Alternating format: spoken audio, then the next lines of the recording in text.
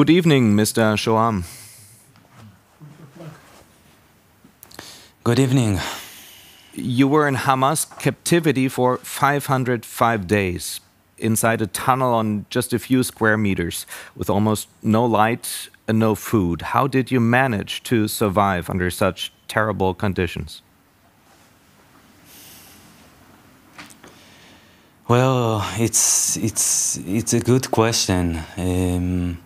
Every day I needed to find again strength from within, with my new family that was forged inside the tunnels, Eviatar David and Guy Gilboa Dalal, and Omer Venkert, which was released with me on February this year. You were kept in the tunnel with two other hostages. One of them was Eviatar David, who was featured in the recent Hamas propaganda video. We can see him in that video almost starved. How would you think is his condition? Well, he's in very, very severe health condition. I saw the video. He's look really, really thin, in really bad shape. It is intentional starvation that Guy Gilboa Dalal and Eviatar David is going through inside this tunnel. I recognize the tunnel, the same tunnel that we were held together for more than 8 months. I know for a fact that just a few meters behind him, behind the iron door that closed them in this tunnel, sitting a group of Hamas terrorists, eating plenty of food, meat, fish, and plenty of carbs for everything they need. In the time that I've been in the tunnel, they didn't shed even 1 kilogram from their body. So it's really, really tough, and my stomach just went over and went opposite because of what I seen. Eviatar suffered from scurvy even when I was there. It's a severe vitamin C deficiency. It's really, really dangerous disease. And from looking on him now, I really think that he doesn't have more than few days to live in such conditions. Mm-hmm. You lost 30 kilos during captivity. How much food did Hamas give to you, and what kind of food? So for the whole period I was there, we received really little amount of food. Sometimes even one small pita bread for the next 24 hours. In the end, almost in the end, before I was released, they confessed to us that it is deliberately choice to feed us so little, because they want us to look really, really bad and to suffer.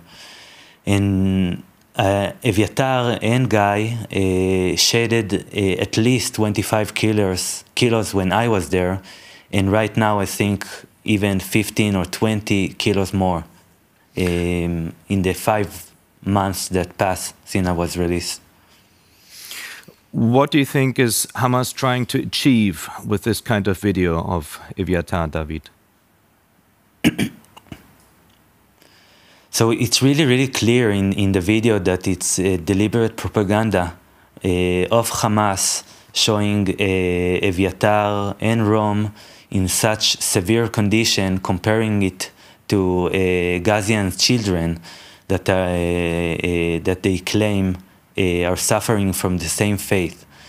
Now, I want to be really, really clear about it. I spent 505 days in captivity with or held by Hamas terrorists. I saw a lot of boxes, humanitarian aid boxes that Hamas stole from the public, from the Gazians themselves, and kept from himself. They bragged about the fact that they stole a supply for months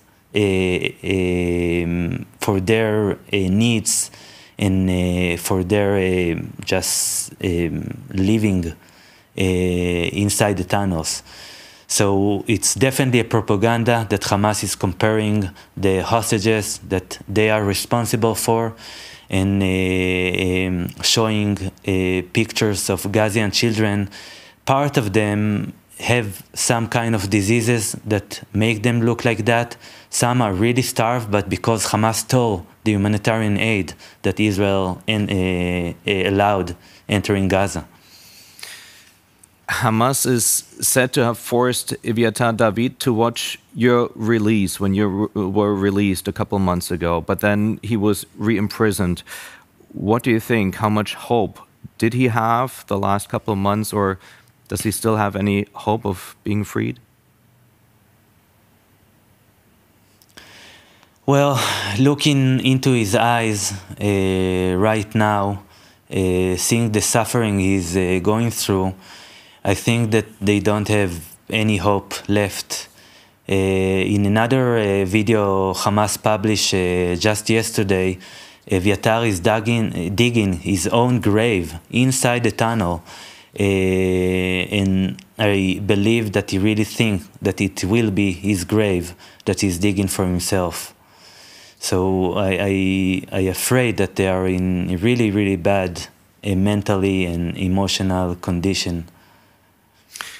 There are possibly around 20 hostages still alive.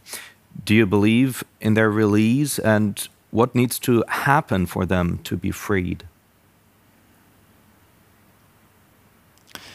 Well, we was really hopeful 2 weeks ago and even 1 week ago that the deal that the mediators and the United States and Israel constructed, but it seemed that Hamas is having a really good time now when European government officials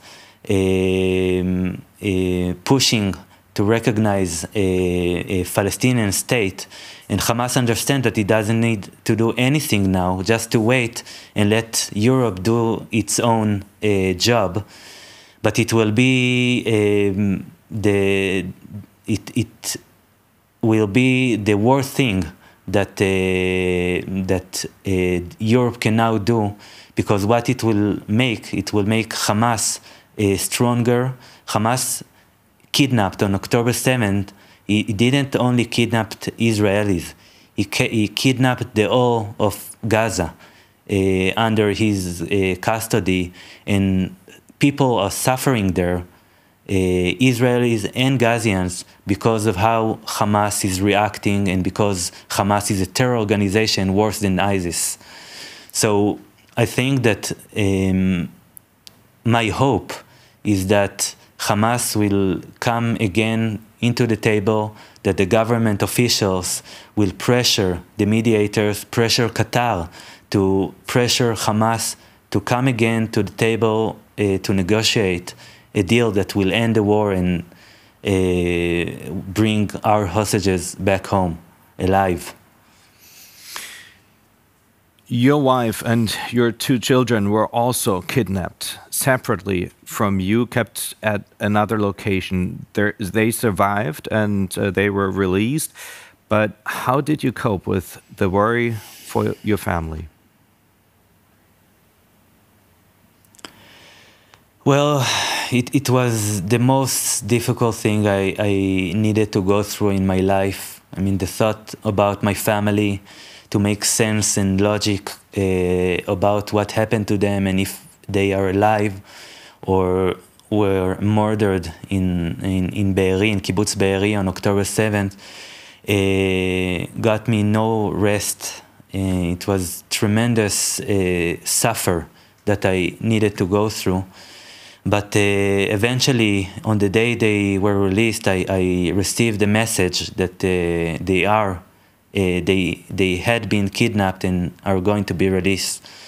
So I knew that now I can fight my own fight for survival. So if I will eventually get released, my wife and my children will have a husband and a father to come back to. So yeah, the first 50 days was really, really stressful and bad.